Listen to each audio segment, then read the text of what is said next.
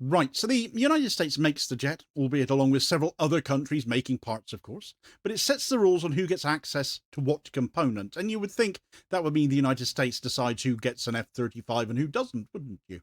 But the moment Saudi Arabia steps forward and asks for this aircraft, the whole question shifts because it isn't Washington now making the call, it seems. It isn't the Pentagon, it isn't Congress, it's Israel.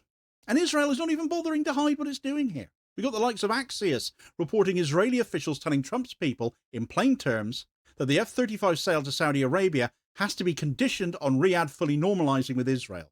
And you don't need to be an expert in anything to see what that is. That's coercive conditionality. Dress it in polite language if you like. Strip the wording down, and Israel is turning a US-led weapons platform into a pressure tool to break a political red line that Saudi Arabia has held for 2 decades, which is that normalization only happens once there is a credible path to a Palestinian state. And when you've reached the point where an American jet is being used to force the collapse of a foreign policy position that Israel cannot defeat at the negotiating table, you're not watching diplomacy anymore. You're watching leverage being applied because the politics don't go Israel's way. This is blackmail they are resorting to basically now, isn't it?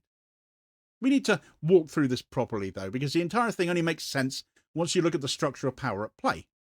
Now, the F-35 isn't just a piece of hardware, it's the flagship of the US fifth-generation fleet of Western armaments in such regard, if you like. A program so tightly controlled that any export requires not just the president's approval, not just congressional oversight, but a review to ensure Israel's qualitative military edge is preserved too.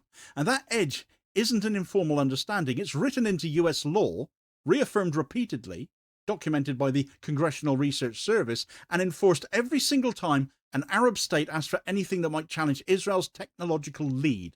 Israel must always be kept more powerful than everyone else around them. It's in US law.